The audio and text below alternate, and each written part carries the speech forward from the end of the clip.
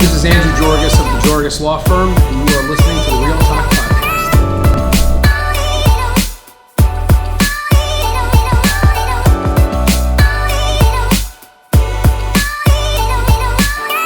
What I'm dealing with now is the ramifications of that initial downturn post-immediate pandemic. So contract disputes, right?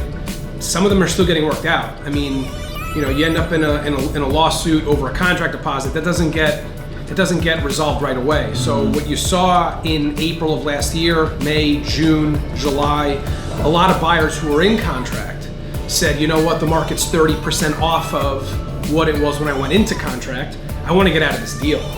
And they looked for, different reasons to try to get out of deals, and now you're starting to see those disputes try to resolve themselves a little bit, and it's slow, but that's the reality of it. I personally, right, so now to play devil's advocate, I live in a co-op. This is a co-op building. I like co-ops because I find that they're run better. I think they're run better. People follow the rules because the board has a lot more power and authority to reprimand poor behavior. So I like that. I like that my neighbors, when they buy into the building, are fully vetted. In the midst of a pandemic, co-ops typically do better than their counterparts in other types of properties, in condos, for example, right? Because of the vetting, making sure that people are financially responsible. A co-op is only as strong as its weakest shareholder, and the board makes sure of that. So that's why I like co-ops. But if you don't like the way your co-op operates, there's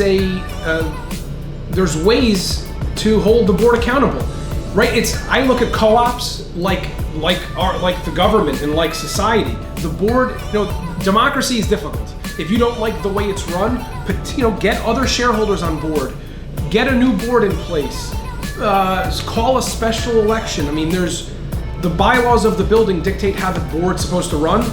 Work within those rules to make change in your building. Democracy is not easy. Democracy is hard. It's no different in a co-op building as it is, trying to get whatever change you want out, in society. It's difficult.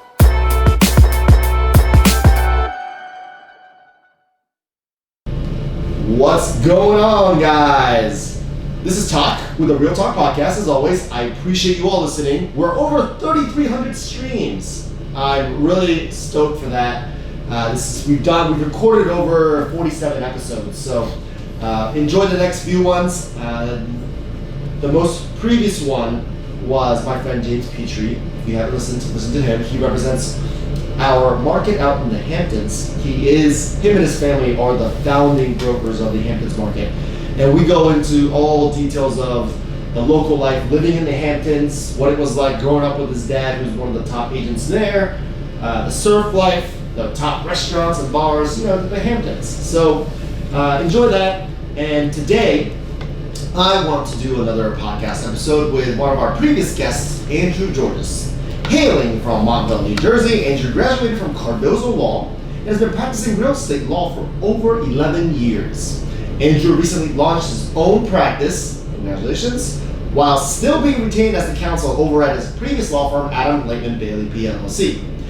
Andrew's practice is called the Jorges Law Firm PLLC, or if you want to roll the R, Jorges Law Firm PLLC. Well done. Follow him on Instagram at Jorges Law Firm, Jorges Law Firm, or on his website, www.jorgeslawfirm.com. Andrew, thanks for coming. Welcome to the show again. Thank you for having me, and your Spanish 3 teacher is very proud of you for being able to still roll your R's this many years. I think the R in Spanish and R in Japanese is somewhat related. Okay. So Japanese people tend to be able to speak Spanish or pronounce Spanish better than English.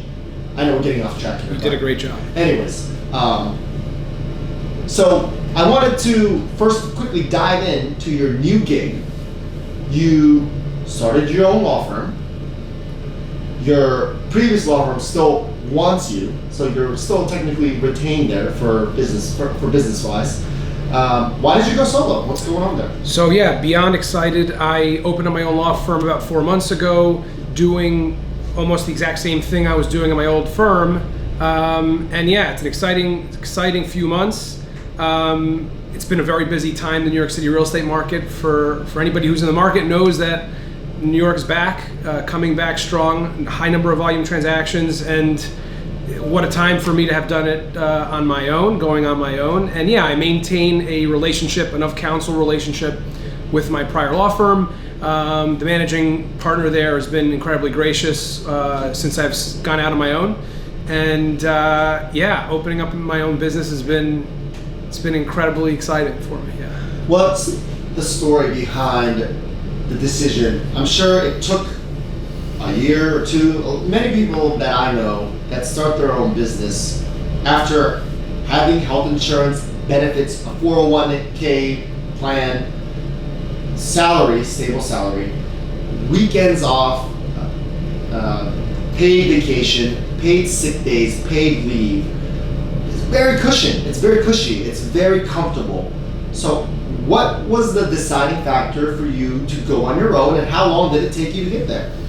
I mean, my background is I come from a family of entrepreneurs in the sense that they were all small business owners. I grew up in a house of retail furniture, and so the business was like another child in the family. I mean, it takes up oxygen and it's a commitment, but you see it grow and you reap the benefits of that. So, I mean, in this apartment, every night I'd go to bed and I would just dream about being my own boss, managing my own clients, marketing, and seeing that develop into a business that grows. And so, you know, for the last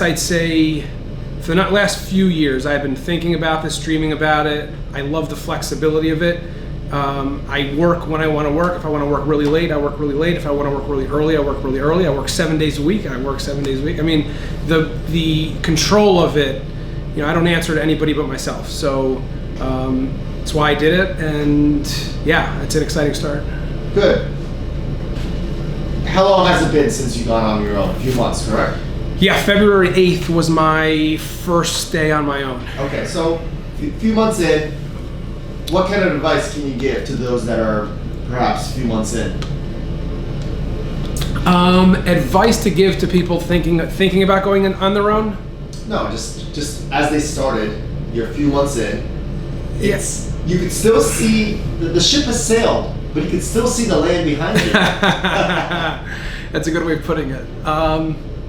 Advice. Well, I guess you can never be, when it comes to doing what I've done, you can never be over-prepared. I thought going on my own, I was over-prepared in some aspects, but there's no such thing as being over-prepared. You can always do more. You can always be more. You can always have, for example, documents prepared for upcoming transactions, or templates, or letterheads, or bank accounts lined up.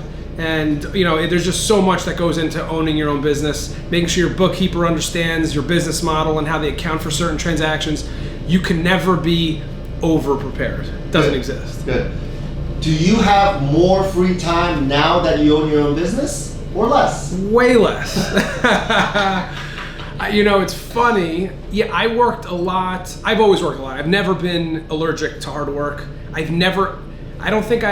taken maybe 1 or 2 week-long vacations in the 10 years since I started practicing law. I don't take week-long vacations. I don't believe in it. It's just my own personal thing. Nothing against anybody else who does it. I've never done that. I've always worked my tail off. And how does your wife feel about that? She's great, very supportive about it. Yes. I mean, listen, like any sort of spouse, I mean, she wants to make sure that I make time for, you know, when we're on vacation, that you make time for a vacation. But Sure. But working on your own is a completely different animal. It's like comparing apples to zebras. I mean, it's like, I work all day, every day. I love it. I'm not complaining. But, you know, yeah, you got to put in time if you want to be your own boss. You got to put in the time. Good. Let's go back. Let's pivot. I like to use that word pivot on my podcast. Let's pivot into sales. 2021. We're in April. First quarter is done. It's a wrap. We got people coming back into the city. New York City's feeling live. The restaurants are starting to open up. Every time Cuomo has a sex scandal, he lets more people into restaurants and bars. the July 1st is apparently, we're full open in July 1st. I mean, things are about to pop off, I think. And those New Yorkers that went off, nothing against them, but those New Yorkers that left us and bought homes in Miami and Westchester and Connecticut, good for them. But I have a feeling that those buyers may have perhaps overbought by a couple percentage points, and now some of them might be coming back in and may not face the reality that they were expecting, or may not expect what they were, may not expect to see what they're about to expect based on the transactional activity that is going on in Manhattan today. So let's see, what do you see on your end? You do a lot of buy closings, but you represent a lot of brokers all over the city. What do you see? It is absolute pandemonium. Bonkers. It is unlike, certainly I have never, in the 11 years that I've been at it, I haven't seen anything like this. What am I seeing? Just the volume of transactions happening is just immense. There was a 2 to 3 month period in 2020 where nothing happened. No deals moved, right? There were no contracts really signed, no incoming business. So, you got to make up for that time. People are starting to come back out of the doldrums of the winter, and it is overwhelming. So what does that mean in terms of real estate transactions and what that means for potential buyers? The pendulum went from being completely one-sided to buyers in the midst of the pandemic to now completely coming back, right, to sellers, where you have sellers who are telling buyers waive mortgage contingencies. You've got sellers telling buyers, you got to sign a contract by next Tuesday or else I'm going with another buyer. You've got sellers saying, you know what, I'm going to have a bidding war. I want $50,000 more if you want this deal to get wrapped up today. You're just seeing sellers take back control and leverage of deals, and it's wild how quickly it's happened. We did deals where from one day to the next, the market just drove right off of a cliff, and then now seemingly 14 months later, there's just so much activity. Everything started to turn around March 1 for me, and I think I gave you a few deals within a few days span where it was just like, well, what happened? I have never experienced this, where it felt like it's like jumping into a pool for the first time in 20 years. You're like, oh, I kind of forgot how to swim. Really interesting phenomenon. The one deal that we did, we're still working on, it was a 5 days due diligence, 30 days close, cash. When was the last time we saw that? Yeah. Not in Brooklyn, in Manhattan. In Manhattan. Yeah. Yeah, it's been a bit. Look, like all good things, they must end. So this wave is not going to last forever, right? But what do you think? When do you think it's going to come back? I hope this wave lasts until at least the end of the year, because we got hammered last year. Yeah. We got abused last year. So I hope it comes back. I was out of work for 3 months. Like it or not, a lot of brokers were, and it's similar to you. But brokers had literally no transactions from March 15th till about June 22nd. June 22nd was phase 2 of New York City openings. So, seeing this today, in hindsight, knowing if we knew what was about to happen, maybe it would have been nice. We could have taken a 3-month vacation. I would have gone somewhere in the Caribbean for a month or two. And That's right. That's right. What's anything interesting that you've seen in particular that you're working on right now, or that you worked on in the last few months? What am I seeing? Any interesting case studies? Anything specific deal-wise? Certainly, while the market is humming now, certainly what I'm dealing with now is the ramifications of that initial downturn post immediate pandemic. So contract disputes, right? Some of them are still getting worked out. You end up in a lawsuit over a contract deposit that doesn't get resolved right away. Mm-hmm. So what you saw in April of last year, May, June, July, a lot of buyers who were in contract said, you know what, the market's 30% off of what it was when I went into contract. I want to get out of this deal. And they looked for, different reasons to try to get out of deals. And now you're starting to see those disputes try to resolve themselves a little bit. And it's slow, but that's the reality of it. Are you still putting in act of God or COVID clauses in contracts? Yes, so that is a very common provision that you're seeing now. Go into detail about that. What exactly is that for listeners? Yeah, so force majeure, act of God. So what happens if, for reasons beyond our control or for reasons beyond what we can foresee when we sign this contract, things that are out of our control, government strikes, pandemics, terrorist acts. Union strikes, that happens. Correct. Always on the 11th hour. And then the question becomes, well, what does that mean to our contract? What does that do to our contract? If it makes it difficult for me to perform under the contract, do I still have to close? Do I still have to buy this? Do I still have to sell it? And so a lot of the contracts pre-pandemic didn't have that provision. There was nothing that addressed, surprisingly, the standard form contract just doesn't have that provision. So now, post-pandemic, you're seeing a lot of attorneys put in a provision that, and you kind of see the same kind of provision make the rounds with attorneys, and now there's a fairly common. So what happens? When can a buyer exercise a COVID clause or an act of God clause? Like, how does that benefit the buyer? So it depends on how it gets negotiated. A force majeure provision depends on how it really gets negotiated. What I'm seeing a lot of right now is sellers are saying, hey, listen, I'll give you a force majeure provision that gives you some relief in the event of an act of God. I'll give you relief, meaning I'll let you extend the closing a little bit, but I'm not going to let you out of the deal. So that seems to be now where the dust settles, where a lot of transactional attorneys are saying, hey, listen, we'll acknowledge that there is a pandemic and that there are things out of our control that may delay closing, but this is by no means grounds to cancel the contract. We'll adjourn it, we'll extend it, we'll give you more time, but we're not letting you out of this thing. You signed a contract, you got to close. Got it. So it really benefits the seller in terms of time, not in terms of getting out of the deal. Yeah. Okay. Interesting. Yeah, we had didn't we add in a provision? We did one over at 90 North 5th. It was an act of God or a COVID clause. The first time I saw a COVID clause, and that was last year, April, I believe. The name of the seller shall be undisclosed at this time. But did we go into contract on that deal during the pandemic? After March 15th, that's for sure. We still got that contract signed. Yeah, okay. Many of our other deals fell apart. So hindsight, some of those buyers still should have closed, and they would have probably made more money because some of our sellers actually reduced the price to get it signed. It was almost a goal line. You saw a lot of that. You saw in the midst of the pandemic, you saw a lot of people, a lot of sellers said, "Hey, listen, rather than fight you over forcing you to close, I'll give you a 10% haircut. $40,000, just take it." Yeah, and the buyers still backed out. And some buyers still tried to get out. Yeah, listen, and I was thinking about when we last did our podcast was I think 18-ish months ago. It was in December of 2019. That's right. And how different the universe looks today than it did in December 2019. And I know at the time we were like, oh, well, what's 2020 going to look like? I don't know how do you summarize the last 18 months in a short little sentence. It's difficult. Yeah, no, I know. I mean, if we could all foresee the future, we would all be billionaires. So let's shift gears. We just did a deal. We're doing a deal right now in Lincoln Square.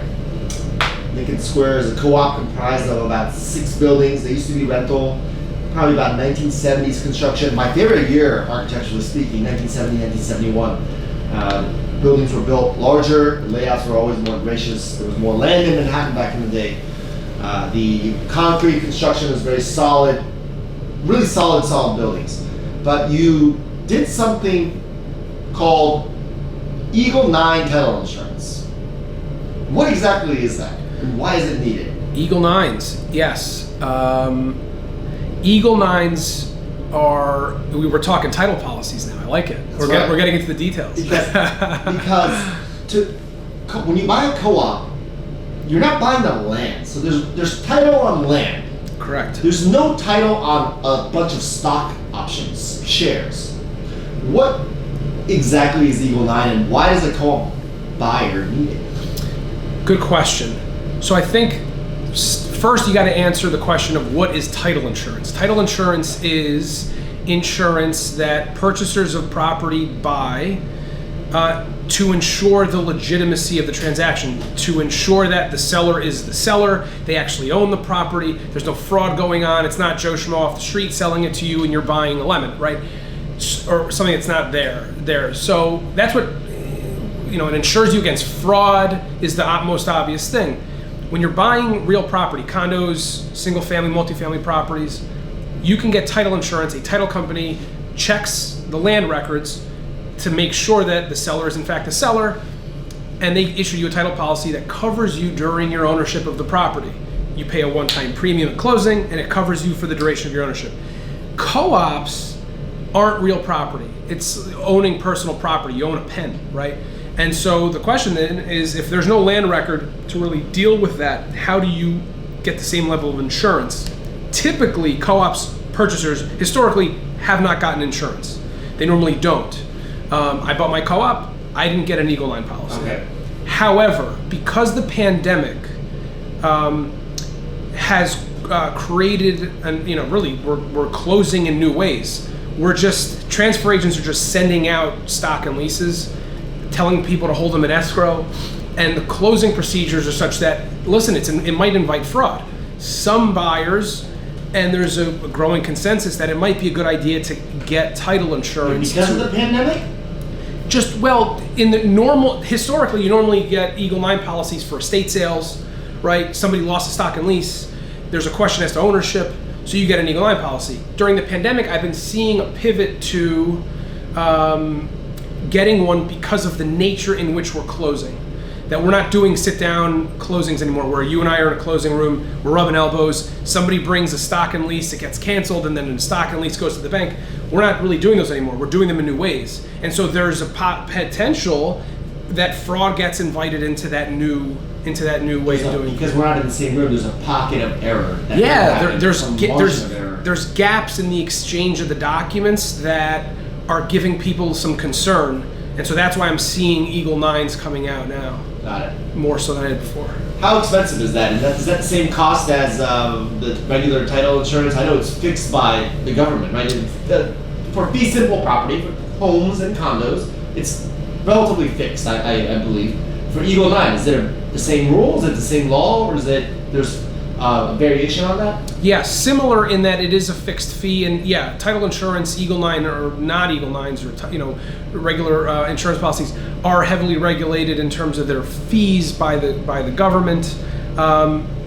Your title insurance premium for real property is typically about $5,000 per $1 million of purchase. So you're buying for $1 million, you're going to buy somewhere in the neighborhood of $5,000 per policy. Eagle 9s are way less expensive. Mm-hmm. They're fairly inexpensive. I mean, you can get it's probably under $1,000 for every $500,000 worth of purchase. Got it. So for a couple bucks, not a couple bucks, but it's not going to cost an arm or a leg. No, you're going to have that assurance. And to give a shout out to a mutual friend of ours, Courtney Ronan, who, if she's going to listen, hopefully she'll say, hey, thanks for shouting me out. But she works at the company that issues these Eagle 9s is called First American. They're a major title insurance underwriter, and I work with Courtney Ronan on getting Eagle 9s, and she's great. And if you're in the market for an Eagle 9, reach out to her. Sounds good. As far as the title companies, and you just touched on our friend Ronan, but title companies, does it matter where a buyer goes and who chooses the title company? Yeah, I think it does matter. I mean, you can buy title insurance a number of different ways.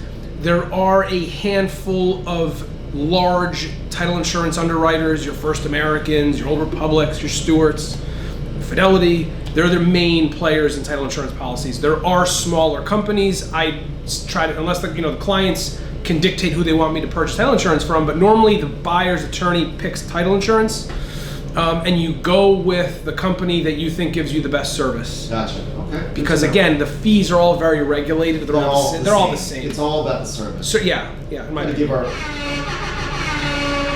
friend Courtney Ronan a little shout out there. With Courtney Ronan over at Title Invest. All right, let's pivot a little bit. Now we're talking about this awesome, interesting, I would say awesome, sorry, let me take that back. A very interesting Wall Street Journal article came out.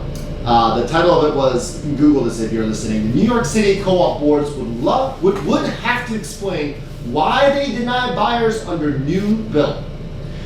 It's a proposed bill, it hasn't passed yet, but it became somewhat of a buzz within our industry, and brokers have a lot of different feelings about it. Basically, for those that aren't aware, Coop Boards can reject prospective residents for any reason that isn't protected under local and federal anti-discrimination laws, meaning boards cannot discriminate against race, creed, nationality, sexual orientation, the type of job you have. Just because you're a lawyer doesn't mean you can be discriminated against being a lawyer. But the fair housing advocates say that the board's lack of accountability or transparency into their decision-making process opens the door up for discrimination, and that could be based on the buyer's race, or again, religion, or the type of income that they generate. Now, I think we're touching on a very heavily debated topic during these times where human rights are a big issue. I mean, there was obviously the Me Too movement. That's a huge issue. BLM. I mean, there are so many movements that are happening in our modern society that I think it brings the topic of, are co-ops really keeping up with the modern world today? I mean, where were they invented, co-ops? In the 1970s? When there was no internet, it was a very, very, I would say, segregated housing market where the rich Upper East Side buyers in the 70s and the 80s came in and bought up these apartments and made their own rules, and business class laws shielded them from potential discrimination. Now, full disclosure, I believe New York City, being a very democratic, liberal city, as it is. I mean, there's a lot of rich people, but still relatively democratic and liberal. I don't think there is a lot of discrimination with race, creed, nationality. I don't think Asians and blacks and Hispanics are discriminated against from buying co-ops. But that said, I want to get your thoughts, Andrew, on this proposed bill, and I'll give you some of my thoughts on what I just said as well. Super interesting issue. Interesting topic. I think you've got to start with the understanding and acknowledgement that co-op boards, when reviewing a proposed, an applicant, a purchaser, into their community, discriminates all the time. They, by definition, discriminate. They want to see your financials. They want to know what's your income. They want to know how long have you been in your employer. They want to know your credit history. They want to know, have you ever defaulted under a loan? Have you ever been evicted? I mean, so they are asking all these questions because they are discriminating. They are discriminating, right? Discrimination isn't in and of itself a bad word. Unlawful discrimination, that is where you run into trouble. Like you were saying, you can't discriminate on the basis of a protected class. So you're right. We're in a time where does the co-op scheme with respect to board approval, which could be for any or no reason. They don't have to tell you. Any or no reason other than unlawful discrimination. How does that reconcile with the modern day issues that we're seeing? And one way that they've proposed of doing it is to require co-op boards to provide a basis for rejection. Now, I understand the intent there. The intent is to try to avoid or reduce the sorts of unlawful discriminations that people are going to have issues with. However, the flip side of the coin is if a co-op board is to, if you've got to put them on the record for stating what the basis is, they might open themselves up to litigation and lawsuits and liability, which I'd have to see ultimately how the bill is written, what the bill requires of the board, what the bill requires of prospective purchasers in terms of disclosure, to then make a decision and really have an opinion as to whether or not it's a good idea. I understand what the problem is or what the issue they're trying to avoid is by passing this. At the same time, there's always unintended consequences of passing laws. And how are they going to address that liability component of it? I mean, maybe they can, I don't know. We have to see the final product. But it is listen, Tak, you and I have worked on deals. There is nothing more demoralizing than a purchaser who has been looking for months and years, finds their dream apartment, puts in an offer, goes through contract review, waits, submits the application, and then gets denied. And what the boards do is they don't tell you anything. They just say, you are rejected, period, paragraph. I mean, that is and then you're back at square one. You don't know where you're living. Are you going to rent? Are you going to buy? Are you going to move to Jersey City? I get it. I'm torn. I have my opinion is that I have to see the final product, but I understand what the concern is, and I understand what the ramifications might be if it's poorly implemented. Your thoughts? At the end of the day, co-op boards are run on a volunteer basis. The people that are on them are not getting paid. They're on them because they want to help the building. They want to run the building to make sure it doesn't default, it doesn't run out of money, to make sure that the common areas are in good shape, the staff is happy, the residents are happy. I mean, they're doing it out of their own goodwill. But as in any industry, banking, law, cops, whatever, there's always bad apples in every group. And when those bad apples get in power and they become in charge of these decision-making processes, yes, are there a minority of cases, but are there people out there discriminating? I would say, yeah, you're right. Now, to your point, co-op boards opening up for more lawsuits. We rejected Mr. David Smith because of X and Y and Z. We discriminated. We rejected Sally Johnson because of X, Y, and Z. The best way to avoid litigation is by telling the public, and that includes brokers. That includes brokers that represent the building, not the building, represent the shareholder who's selling that apartment, is to get out front and say, we as this co-op, 123 Fifth Avenue, 123 Fourth Avenue, we as this co-op, our financial requirements are X, Y, and Z. Debt to income, 25% gross, off your gross income. If you're self-employed, 3 years of personal take-home income, and that gross income of your take-home income has to be 25% debt to income.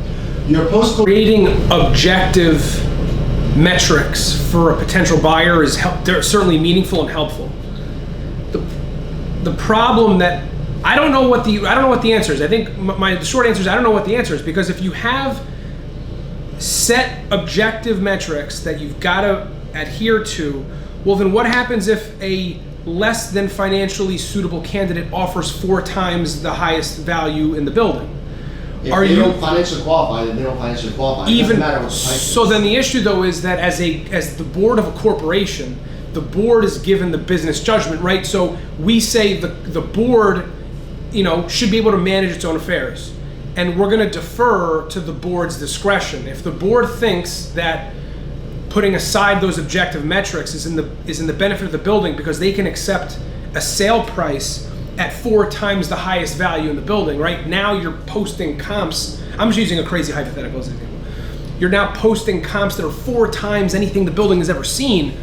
Well, the board has the discretion to make that determination, right? Like, do they go with a financially weak candidate, but who is going to post a hell of a sale price? Yeah, that might come to the detriment of unpaid maintenance, right? Like, I don't know what the answer is. Yeah, I don't think the board. First of all, it's a co-op. 70% of housing stock that you can buy in New York City are co-ops. Yeah. It's very, very rare that a comp 2x over whatever else is trading is going to come in by inferior buyer. Put it that way. In a condo, maybe different. If it's a Greenwich Village townhouse, totally different. It's unique products. But co-ops are generally in mid-rise, high-rise buildings. And yeah. They're not going to come 20, 30, 40% above what the appraised value is. Agree. I completely agree with you. Yeah. And listen, yet to your point, 75 or whatever it is percent of the market in Manhattan is co-op. This affects an enormous part of the housing stock here. Oh yeah. So, and look, then you end up in a slippery slope. What do you see during the pandemic? Well, you see co-op boards discriminating on the basis of price, which we've seen. You hit it. Right on the head. co-op boards in New York City discriminate against the price more than race, and that, I think, is as factual as it gets. I would agree. Look, yeah, I would. You're probably right about that. What is the rejection rate? I don't know if there's an exact number, but I've read anywhere from 3 to 5% of proposed applicants get rejected, right? So of all the transactions that go on, you got a rejection rate of 3 to 5%. Yeah, I would say of that 3 to 5%, I see price more. I mean, but I don't know. I don't know what the conversations are with co-op boards. I like to think that co-op boards would tend to be above board, no pun intended, and not discriminate unlawfully. But price is definitely one of those things that you see all the time. 100%. All the time. I have stories of board members calling the buyer directly and saying, "Hey, just wanted to let you know we didn't even look at the application because your price was too low. Click." That was it. And that was gracious enough for that board member to call the buyer and say, "We rejected your deal because of X, Y, and Z." Now, I do have to, we're going to talk maybe another minute about this and we'll switch topics, but, do you support the bill? And if so, why? If not, what would make it acceptable to you? I have to see the full thing. I haven't seen the actual language. In your world, like, what would be the ideal? If the bill had to come out. Yeah, I understand. Okay. Yeah, in theory, am I for? Well, I'm certainly against unlawful discrimination. 100%. Right. But if this bill was to come out, what would be appropriate for you? I think I would like to see more transparency in the board rejection process. I would. I think that would be helpful. So how we get there, I don't know. That's why, I defer to those to legislatures and people who, in their infinite wisdom, know better than I do.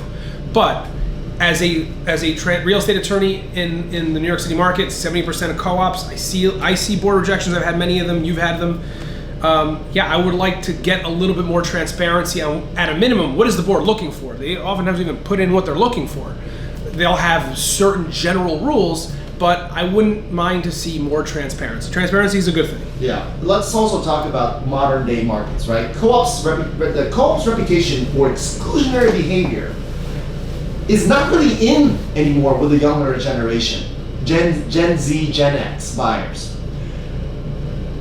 Gen Z, Gen X buyers want a condo. They want a single family house. They don't want to get into grandpa's politics. Not trying to discriminate against older people, but they don't want to go into old world housing politics. I don't think most buyers that, outside of those that maybe grew up in the co-op world, if you're a Long Island native or New Jersey native or Washington DC native, and you grew up in a single family house or a condo, most likely from the suburbs, and you come into New York City because you want to, and you work and you want to buy something, I feel like the co-op mentality is just such an old world thought process, and it becomes an unattractive option housing wise. Some of them may just say, you know what, forget it, I'm just gonna rent. Like I don't even care about maybe wasting money for a few years, because I'd rather not get into a co-op and get trapped under their confinement and be regulated and be dominated and not have a say in how the building gets run, or how, if I can sublet it or not, or I might even get rejected, or if I sell it, the buyer of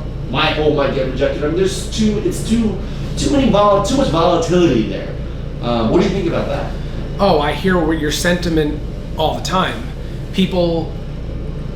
The co-op scheme is unique to New York and is almost the polar opposite of what the housing experience is for many people in the country outside of New York. Yeah. So I can recognize that. So I understand the uniqueness of it. I understand the limitations. To your point, we're talking about board rejections. Yeah, people get rejected, and if you're a seller and you need to sell and you get 3 board rejections, you're in trouble. You're in deep doo-doo. Oof. I get that.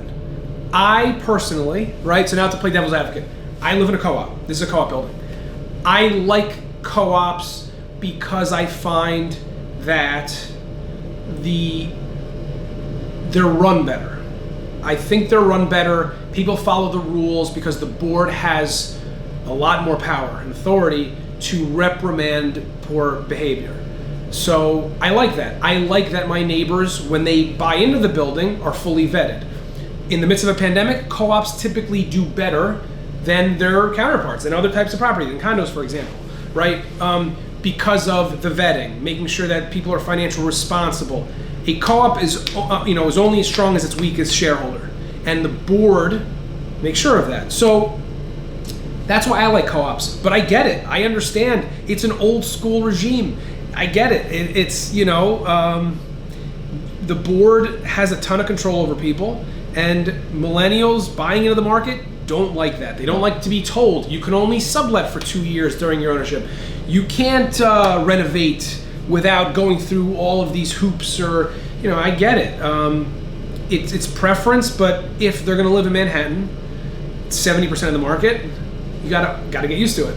In an age of Coinbase and Robinhood, where investing is all the rage, and millennial buyer buying a home and saying, and then the co-op board telling them you can't rent it out, the millennials are gonna hate that idea. But just like you said, to your point, brokers and owners of co-ops in New York City should thank the real estate lords in 2008, the real estate gods or real estate lords in 2008, 2009, because when the market crashed, the co-op valuations stood relatively firm.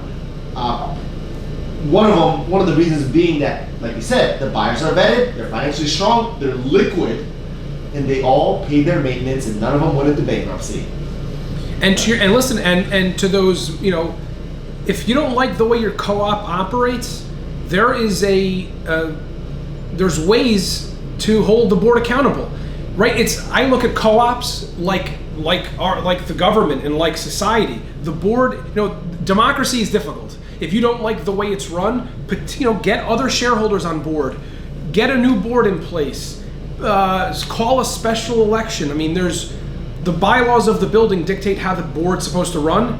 Work within those rules to make change in your building. Democracy is not easy. Democracy is hard. It's no different in a co-op building as it is, trying to get whatever change you want out, in society. It's difficult. Strong quote. Democracy is definitely not easy. I think the gap between the co-op world and the value of the co-op and the value of the condo is going to continue to spread, continue to grow. But this transparency law, I think, will help unlock some of the values of co-ops again. And I think I want to wrap it up right there. Yeah. And now we're going to pivot to rentals.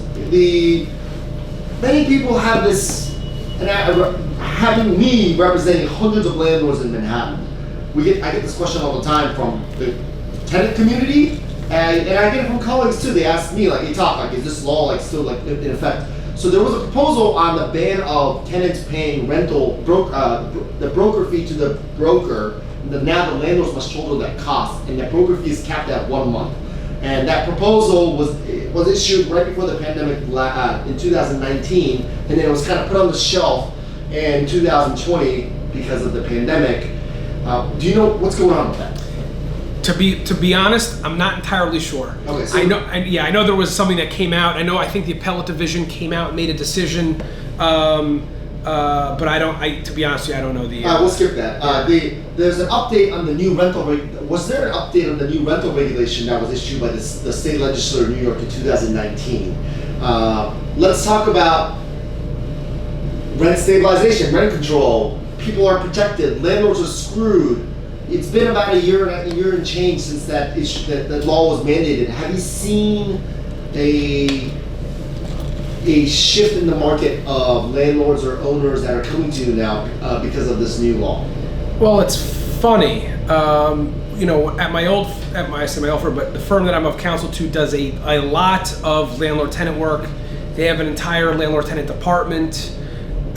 What's funny is, and we were having these conversations before the pandemic started, is that the rent laws that came in effect in 2019 really decimated in many ways, started to decimate the commercial market, the multifamily market, right? Buildings of a certain size, because it really just kept apartments in regulation indefinitely. Very difficult to get apartments out of rent regulation. Then the pandemic rolls up and hits in March, really just 7 months later, 8 months later, and it's hard to decipher just what the impact of was that law, because the pandemic was just so overwhelming to the entire market. So certainly you've seen that law impact landlords a tremendous amount. It started in the middle and end of 2019, and then the pandemic took hold in 2020. And I myself am curious to see what the ramifications are once these pandemic protections go away, moratoriums and things that look like are going to be running until, it looks like Cuomo's going to sign it until the end of August. So, long story short, it's very difficult to be a commercial landlord right now. Got a lot of headwinds. If you had $10 million right now in cash, yeah, would you buy a multifamily in New York City? I love real estate. I'm not saying yes, I'm not saying no, but I love real estate, and I would look for something. Okay. Yeah. You talked about the eviction ban in New York State. It was extended until the end of August. Let's just say August rolls around. Now you can start evicting tenants if a landlord wanted. What's the process like? How long would it take? How much would it cost? What's the gist of that? Listen, New York is a very tenant-friendly jurisdiction. A savvy tenant, even before the pandemic, you see tenants who do things to prolong what should be a summary proceeding, meaning it should be a fairly quick proceeding. You get a savvy tenant who understands how the housing court works and files order to show causes. I've seen it take years. And then you get tenants who, and this is certainly not allowed, but you'll see tenants file fictitious bankruptcy proceedings, and that stays an eviction.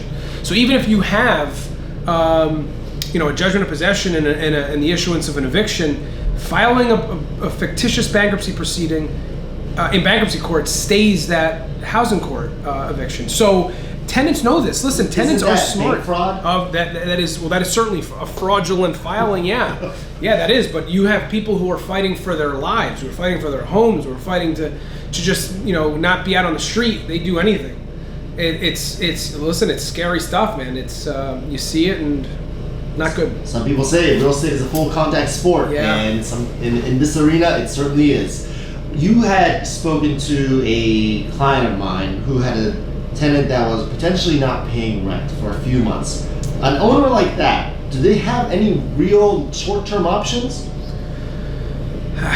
Look, as I tell a lot of people, there's the legal and then there's the practical, right? The legal is, well, are you going to be able eventually to get them out, and are you eventually going to be able to get a money judgment against them?